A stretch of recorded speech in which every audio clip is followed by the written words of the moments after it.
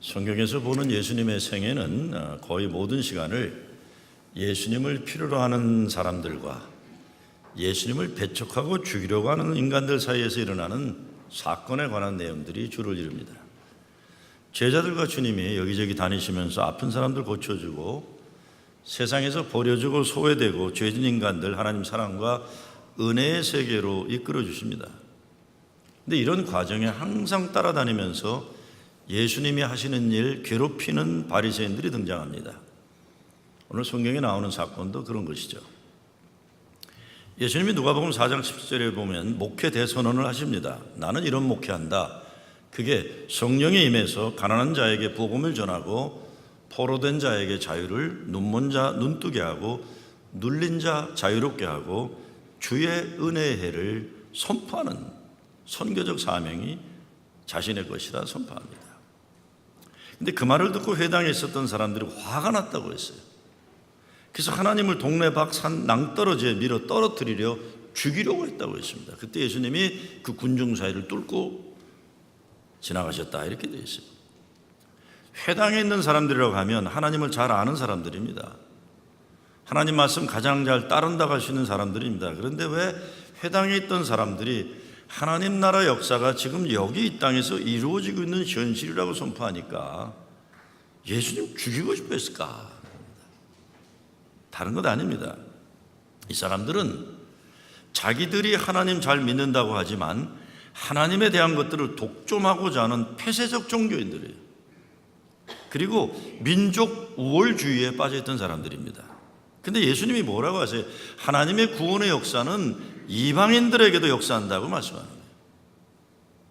그리고 당시 유대인들의 신앙관으로 볼 때 병자들, 이런저런 병 있는 사람들, 가난한 사람들, 이런 사람들 다 선택받지 못하고 저주받은 존재들이에요. 근데 예수님은 이런 사람들에게 하나님 나라 구원의 역사가 이르고 하나님이 그들을 특별히 사랑하신다. 그러니까 자기들이 지켜오던 종교 기득권 체제가 흔들린다고 생각한 겁니다. 그러니까 예수님을 산에서 밀어 떨어 죽여야 할 마땅한 존재로 여겼다는 겁니다. 종교도 그렇고 어떤 세상 사상과 이념, 문화와 가치관의 체계도 자기들의 방식, 자기들 생각, 자기들처럼 똑같이 생긴 인종, 이것 고집하는 사람들이 가지는 문제는 자기들과 다른 사람들에 대해 배타적인 겁니다. 그냥 배타적인 것에 그치질 않고 그런 사람들은 없어져야 하는 사람들이란 무서운 생각을 하게 되고, 그러기 위해서는 그런 사람들은 사탄 마귀라고 정죄하면서 그들을 없애는 것을 정당화하는, 그걸 악한 행위를 하나님의 이름으로, 애국의 이름으로 정당화하는 겁니다. 이것이 인종차별이고 백인 민족주의이고 나치즘이에요. 나치즘이 뭡니까? 나치 독일의 애국을 위해 우리 민족 우선, 그리고 게르만족의 DNA가 세계 최고의 우선. 그래서 여기에 어긋나는 유대인이나 뭐 정신적인 문제가 있는 사람이나 동성애자들이나 소수민족이거나 유색인종 다 거기에 없애야 된다고. 아주 무서운. 근데 그거를 독일 교회가, 독일 신학이라는 이름 아래 정당화합니다. 끊임없는 민족 간의 갈등과 종교 간의 전쟁이 바로 여기에서 시작되는 거죠. 예수님이 이런 악한 생각과 종교적 가치관 그리고 문화에 대해 그러면 안 된다고 하셨습니다. 예수님을 죽이려고 한 것처럼 이런 생각을 가지고 하나님 나라 역사를 소망하고 선포하고 이루려고 한 하나님의 사람들을 죽인 역사들이 미국에도 한국에도 전 세계에 있어요. 로메로 신부가 그렇게 죽었고, 마틴 루터 킹 목사가 그렇게 죽었고, 김구 선생님이 그렇게 돌아가셨고, 어느 나라건 이런 하나님의 나라를 꿈을 가지고 새로운 역사를 소망하는 사람들을 그냥 놔두지 않았던 역사들이 있는 겁니다. 자유와 정의와 사랑과 은혜, 그리고 가난한 자들이 기쁨을 누리는 세상, 아픈 자들이 고침받을 수 있는 기회가 주어지는 세상, 소외된 인간들도 떳떳하게 하나님 나라 주인답게 살아간다는 예수님 말씀. 왜? 바리새인들과 당시 회당과 성전 기득권 세력들에게는 그렇게 위험한 것이었을까? 그래서 죽이고자 마음 먹고 예수를 죽이는 일에 서로 연합하기 시작하는 겁니다. 근데 이런 문제가 오늘날 이 시대에는 어떻게 나타나고 있습니까? 자기들이 종교적이라고 생각하는 사람들, 하나님의 것들에 대해서 독점하고자 하는 종교 집단일수록 예수님 죽이려고 했던 그 시대 그런 사람들과 유사한 것들이 너무나 많은 겁니다. 그렇게 사회 구조적인 문제나 종교가 정치권과 야합하는 문제까지 가지 않더라도 예수님 하시는 일 항상 못마땅하게 여겼던 바리새인들이 했던 일과 오늘날 이 시대 바리새적인 종교적 열심을 가진 사람들이 하는 일도 너무나 흡사합니다.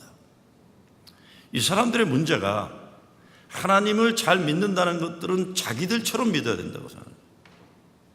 자기들이 믿는 것만이 제대로 믿는 것이라고 고집부리는 획일주의입니다. 획일주의예요. 올해 종교교회 우혁진이라고 하는데 저는 예수님 당시 예수님 죽이려고 야합했던 악한 정치 세력 헤롯 당들, 부패한 성직자 그룹 사두개파, 이 사람들은 뭐가 의롭고 뭐가 불인지 관계없어요. 자기들 성전의 이득만 취하면 사람들이에요. 전제주의 파시즘적인 평신도 세력 바리새인들이에요. 가장 신앙 좋은 것 같지만 아주 파시스적인 전제주의를 가지고 있어요. 전체주의. 이게 독재적인 신앙운동. 이런 집단들을 물리쳐야 하는 것이 중요한 과제라고 생각합니다.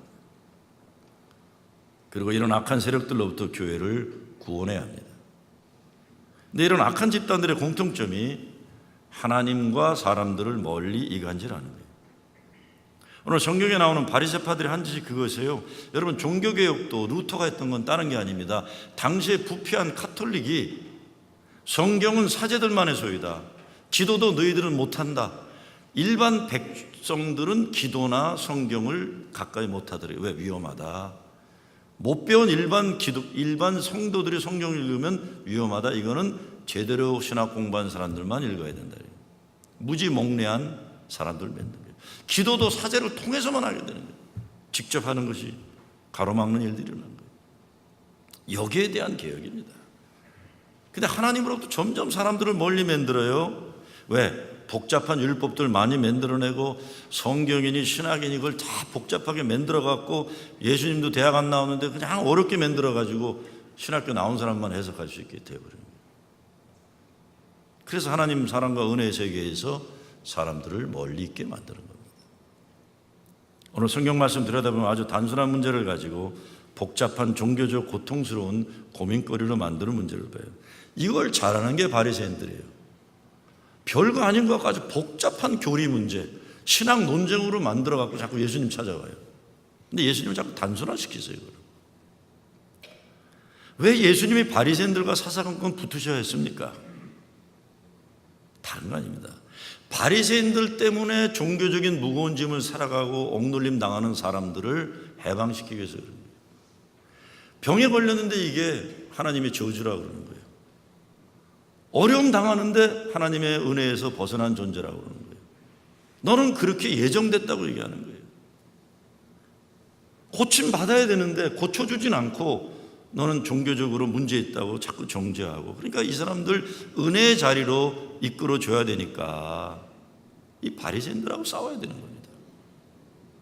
나병 환자가 고침받고 안진병의 거지가 나사렛 예수의 이름으로 일어나 예배당에 들어와 찬양하며 기뻐 예배드리는 새 역사를 살아가는 겁니다. 우리네 교회 문화에 너무도 많은 바리새적인 사람의 아픔을 더 아프게 만드는 나쁜 관행들과 가치관들과 문화가 존재합니다. 때로는 교리라는 이름 아래, 때로는 성경적이라는 명분 아래 그러는 겁니다. 제가 1980년대에 시카고에서 목회할 때 노스웨스턴 대학 캠퍼스 안에 있는 게리 신학교라는 감리교 신학교에서 신학생들 실습 지도를 한 3년간 했었어요. 제가 담당한 학생들은 거의 다 한국 학생은 없는 그런 학생들만, 난 코리안들만 저에게 맡겼는데 주로 병원이나 양로원 같은 특수 목회하는 실습생들이었어요. 그들에게 저희들이 교육하는 건 자기들이 가지고 있는 종교적인 또는 교리적인 선입관들을 내려놓고 이게 흑백으로 구별되지 않는 현장 속에서 예수님이 원하는 목회가 뭔가를 발견하도록 도와주는 그런 공부입니다. 신학교 교실에서 배우는 것과 목회 현장 교육이 다르기 때문에 그래요. 병원에 원목 훈련을 받는 신학생이 어느 날 늦은 밤에 다급하게 저에게 전화를 이런 질문해요. 백인 남자 학생인데 내가 오늘 밤 병원 원목실 당직인데 지금 금방 태어나자마자 죽은 아기에게 세례를 베풀어 달라는 요청이 왔다는 거예요. 캐톨릭 젊은 부부인데 오랫동안 간절하게 기도하다가 응답받은 아이인데 태어나자마자 사산한 거예요. 그러니까 부모가 이 아이 천국 가게 해달라고 세례를 베풀어 달라고 졸라대는 거예요. 그러니까 의사들이 원목실에 보낸 거예요. 목사님, 저는 안수도 받지 않은 감리교 신학생인데 어떻게 해야 합니까? 어떻게 해야 되냐? 어떻게 해야 됩니까? 이럴 때 내용을 아시겠죠? 무슨 문제인지. 자, 이 젊은 부모들은 카톨릭이에요. 아이가 태어나자마자 세상 떠났어요. 근데 이 부모들이 이 아기에게 세례를 달라는 거예요. 더군다나 그날 병원 원목실 당직선 그 친구는 안수받은 목사가 아니에요. 그냥 신학생이에요. 제가 뭐라고 이 신학생에게 말해줘야 되는 겁니까? 어떤 분들은 세례는 죄의 고백이 있어야 하니까 태어나자 죽은 아이에게 세례 주는 것 말도 안 된다고 할 수 있어요. 그 세례 무효다 그럴 수 있어요. 어떤 분들은 그 사람들은 캐톨릭인데 캐톨릭 신부가 영세를 줘야 한다고 교파의 차이점을 말할 수도 있어요. 어떤 분들은 안수도 받지 않은 신학생이 무슨 세례를 베풀 세례권이 있느냐, 축복권이 있느냐, 안수받은 목사들만의 특별한 권력을 말할 수도 있어요. 어떤 분들은 참 안 되었지만 잘 달래서 집으로 보내라고 실용적인 대답을 할 수도 있을 겁니다. 저는 그 학생에게 지금 당장 세례를 주라고 했습니다. 첫째, 그날 병원 당직은 너 혼자다. 내가 그런 고난을 위임받았고 나한테 의뢰를 했기 때문에 내가 너한테 그 고난을 위임한다 그랬어요. 둘째, 교리적으로 맞고 틀리고 그것보다 더 중요한 것은 그토록 간절하게 소원하던 아이를 출산하자마자 잃어버린 산모로 생각할 때 목회적 필요가 우선된다 그랬어요. 셋째, 하나님은 지금 그 상황에서 교리니 신학이니 원칙이니 고민하고 계시지 않다 그랬어요. 하나님은 그 젊은 산모의 아픈 몸과 마음, 지금 무엇이 필요한지 어떻게 그 자리에서 그 사람에게 하나님 사랑과 예수 십자가 은혜를 나눌 것인지 그것만 넌 생각해야 된다 그랬어요.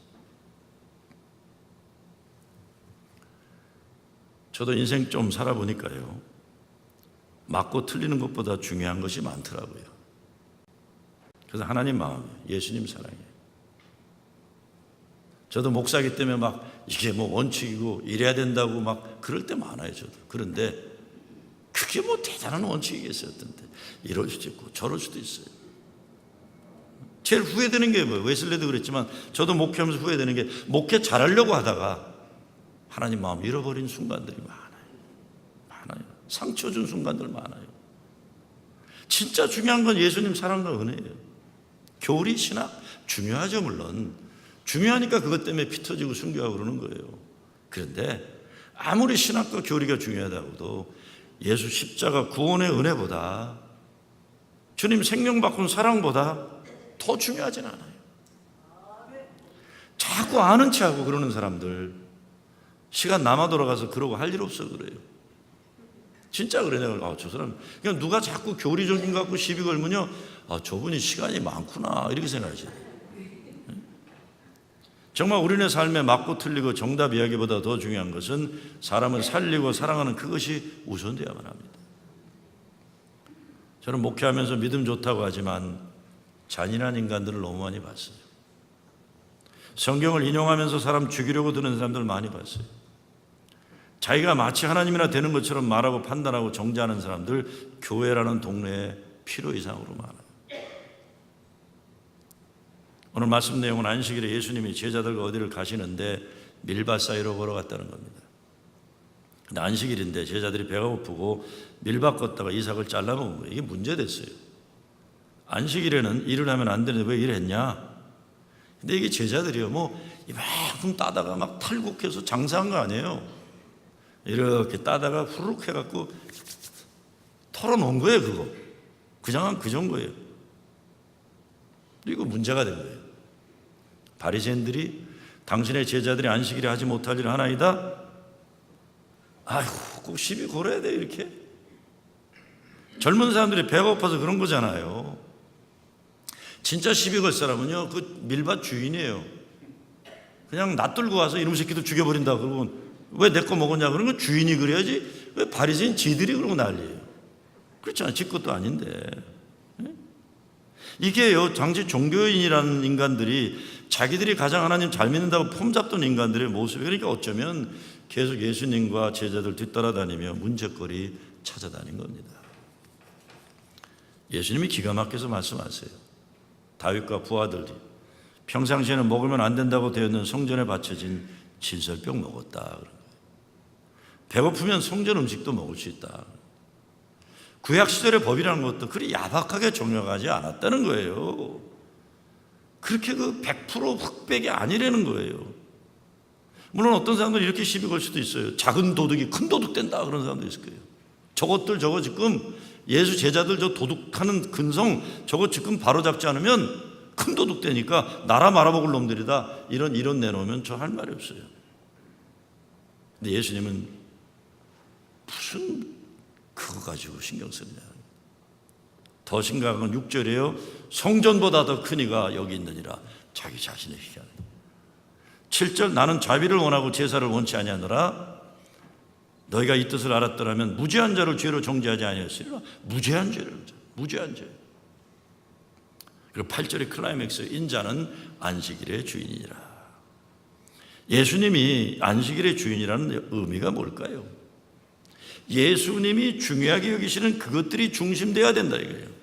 그러니까 예수님이 하신 그 하나님 나라 선포가 중심, 아픈 사람들 고치는 것 중심, 악한 마귀 세력들 물리치는 일 중심, 이것이 선교고, 이것이 사회정의고, 인권투쟁이고, 평화운동이고, 다 그런 거예요. 모두 하나님 사랑으로 사람 살리고 사랑하는 일이에요. 그렇기 때문에 그 사랑하는 내가 안식일의 주인, 사람이 안식일의 주인. 젊은 사람들이 배가 고파서 밀밭에 좀 잘라 먹은 것, 이런 거 시비 거는 종교가 아니라 배고픈 사람들에게 자비를 가지는 마음. 제사 지내는 법 따지는 것보다 더 중요한 것, 그 마음의 중심이에요. 뭔 놈의 교회에 법이 그렇게 많아요. 종교가 문제가 되기 시작하는 순간이 하나님 긍휼의 마음을 상실하게 될 때부터예요. 하나님 사랑보다 정의보다 제도와 법을 내세워 사람들에게 무거운 종교의 짐을 지어주는 때부터 부패하는 거예요. 종교인들의 열심히 사람에 대한 자비를 잃어버릴 때 예수님은 단호하게 그런 거 아니라고 하시는 거죠. 안식일의 목적은 사람 생명 보호, 생명의 귀함, 생명을 주신 창조에 대한 감사예요. 이를 위해 안식일을 주신 것이에요. 그래서 유대인들의 랍비들의 가르침을 보면 안식일을 성경에서 생명 걸고 지키라고 하나님이 명령하셨는데, 우리의 민족의 역사를 돌이켜 볼 때 안식일이 우리의 생명을 지켰다 이렇게 고백하는 거예요. 하나님이 우리를 사랑하시게 주신 거예요. 9절에도 보면 예수님이 손꼬부라진 사람 손을 피도록 고쳐주세요. 그러니까 14절에 보면 바리새인들이 예수를 죽이려고 합니다. 무서워요. 사람 살리는 관심이 아니라 사람 죽이려는 관심에 가득 찬 종교인들의 열심, 무서운 겁니다. 그 후에도 예수님은 사람 고쳐주세요. 그러면 바리새인들이 예수님을 귀신 대장이라고 비판해요. 그럴 때 예수님이 하신 말씀이 성령 모독죄는 내가 용서치 않는다고 그랬어요.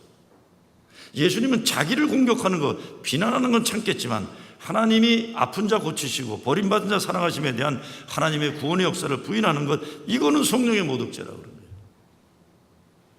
성령의 모독죄라는 게 뭐 성령 운동하는 사람 잘못했다고 비판하는 거 얘기하는 게 아니에요. 하나님이 사랑하는 자들을 사랑하지 못하라 만드는, 그게 성령의 모독죄. 하나님의 계명은 그 백성을 사랑해서 살리시는 목적이었는데 후세의 사람들이 이걸 자꾸 법으로 만든 거예요. 법으로. 장로교 창시자 존 칼빈 있죠. 마틴 루터와 칼빈을 최고의 개혁자로 우리는 여깁니다. 요한 웨슬레는 한 400년 후의 인물이에요. 그러니까 1세기의 종교개혁자는 루터와 칼빈이에요. 근데 칼빈은 설교할 때마다 모자를 썼대요. 이렇게 창에 넓은 모자를. 모자를 쓴 이유는 건강이 나빠서 몸을 보호하기 위해 썼다 그러고, 또 그 당시 그 칼빈이 설교한 교회가 이 지붕이 오래되고 그래서 비둘기들이 많이 위에 있었는데 설교하는데 고에 자꾸 똥을 싸니까 그걸 막으려고 창 넓은 모자를 썼다는 거예요. 근데 문제는 존 칼빈을 너무 존경한 당시의 목사들이 설교할 때마다 모자를 쓰고 설교했다는 거예요. 설교할 때마다 모자를 쓰고 설교했다. 이건 제가 감리교 목사이기 때문에 장로교 옛날 목사를 비판하는 게 아니에요. 한국의 큰 장로교 목사님이 얼마 전에 설교한 내용이에요. 이런 거 중요하지 않다는 거예요. 모자 잘못 별 중요하지 않은 건 문화니 습관이니 전통이니 뭐 이렇게 자꾸 그거 아니라고 얘기하는 거죠. 이것이 장로교 전통이 아니다. 그런데 교회 이런 무식 고집불통을 전통이니 정통이니 착각하는 사람들이 참 많아요. 문제는 이런 사람들이 목청 높이고 목에 힘주고 고집부리니까 웬만한 사람은 참고 가만히 있는 거 보기 싫어서 교회 떠나는 거예요. 귀찮잖아요. 그런 사람들 자꾸 소리 질러대면. 이게 전통이니 정통이니 해대면 이거 말도 안 되는 소리 하니 보기 싫으면 가는 거야. 너 다 해먹으라 그러는 거예요. 연합감리교에서 지켜야 될 전통, 양과 순음 전통은 딱 하나입니다. 복음이 정해진 울타리 페리시가 아니라 자기 정해진 페리시를 뛰어넘어서 요한에서가 했던 것처럼 시장바닥에 탄광촌에 그리고 거리에 휩쓸려 다니는 고아이들 과부들 속에 감옥 속에 거기 들어가서 복음을 전했던 울타리를 뛰어넘었던 전통만이 우리가 지켜야 될 전통이에요. 다른 건 아무것도 중요하지 않습니다. 근데 뭐 이게 전통이니 저게 전통이니 어저께 전통 그저께 전통 또 다른 거예요. 그런 거예요. 이런 교회가 이런 사람들만의 리그나 토너먼트가 전락하고 되면 예수는 없는 겁니다. 예수는 없는 거예요. 이런 거 다 이제 버려야 돼요. 얼마 전에 어느 목사에게 제가 젊은 목사한테 야 안식이 뭐냐? 그래서 안식이 이 사람 교수예요. 교수. 안식이 뭐냐? 그랬더니 목사님 쉽게 말할게요. 그래서 그래 뭐냐? 휴식은 전화 배터리가 부족해서 꺼놓는 게 휴식이고요. 안식은 전화기를 충전해서 다시 쓰는 겁니다. 그럼 멋있다. 너 신학자니까 그런 생각도 하는구나. 네, 안식이란 하나님이 창조한 세상에 복된 삶, 거룩한 삶을 누리기 위해서 하나님이 허락하신 선물이에요. 이거를 억누르는 종교의 짐으로 주면 안 되는 거 아니에요. 이 괴물이 되어버렸어요. 괴물이. 주일 예배를 귀하게 여기던 그런 그게 괴물이 되어갖고 주일날 너 뭐 이거 하다 뭐 자동차 빵꾸 났다 벌 받았다 뭐 주일날 어쨌든 벌 이런 거로 자꾸 만드는 거예요. 주일날 목사차도 빵꾸 나고 주일날 목사도 경찰한테 티켓 받고 다 받아요. 그런 거예요. 그런데 자꾸 그렇게 미신에 빠지지 마세요. 사람이 살면서 여러 가지 억눌려 사는 문제가 많지만 율법적인 종교 밑에서 죄인이란 큰 쇠사슬에 묶여 사는 것, 예수님은 이것으로부터 우리를 구원하셨다고 해도 과언이 아닙니다. 예수 안에서 진정한 안식을 누려야 합니다. 진정한 안식은 내가 하나님이 아니라는 것, 나는 죄인인데 십자가 보혈로 용서받았다는 그 깨달음, 이 복음, 이게 안식이 오는 거죠. 사람은 사람이어야 좋습니다. 사람이어야 좋아요. 사람이 하나님 흉내내는 것 참 안 좋아요. 사람은 좀 못나 보이고 모자라고 잘하려고 해도 잘못하고 죄 짓는 부족한 존재임을 인정해야 돼요. 유대 할아버지가 손주에게 손녀딸에게 주는 글모음이 있어요. 축복은 우리를 자유롭게 한다. 이게 이제 할아버지가 손녀딸에게 주는 이야기예요. 이런 말을 할아버지가 합니다. 손녀딸에게. 삶에는 흠도 필요하다. 삶에서 참으로 소중한 것이 무엇인지 알게 되면 완벽함이 아니라 인간적인 것을 추구하게 된다. 일본의 정원사는 균형미를 이룬 정원의 한 구석에 민들레를 몇 송이 심어놓는다. 이란에서는 섬세하게 짠 양탄자에 의도적으로 흠을 하나 남겨놓는다. 그것을 페르시아의 흠이라 이른다. 얘야, 내가 만들어가는 삶의 촌에 페르시아의 흠과 같은 올이 하나 들어갈 수 있다면 내가 꿈꾸었던 삶의 촌보다 더 멋진 촌을 만들어 낼 수 있을 것이다. 그러면서 이렇게 할아버지가 얘기해요. 매우 고통스러운 상처를 입었을 때 우리는 진정한 삶과 만나게 된다. 상처를 입은 바로 그 순간 우리는 삶을 제대로 살 수 있는 지혜를 발견한다. 이제 바리새인 노릇 그만둬야 합니다. 그래야 행복합니다. 종교적 위선과 교만 재미없습니다. 남들 판단하고 정죄하면 기쁨과 행복 사라집니다. 예수님은 제사가 아니라 자비를 원한다 하셨습니다. 그리고 무죄한 사람들 정죄하지 말라고 하셨습니다. 복음적인 교회가 되려면 바리새적인 교회 되기를 포기해야 합니다. 예수님이 안식일의 주인이라고 선언하시는 선언은 하나님이 생명 주고 맞바꾸는 하나님의 자녀들을 사랑하고 살리는 일보다 더 높고 거룩한 일은 없다는 선언이에요. 예수님이 우리의 주인 되심에 주어지는 이 사랑, 이 믿음, 이 거룩한 믿음의 자신감으로 진짜 자유와 진짜 당당하게 행복하게 살아가는 여러분 되시길 주의 이름으로 축원합니다.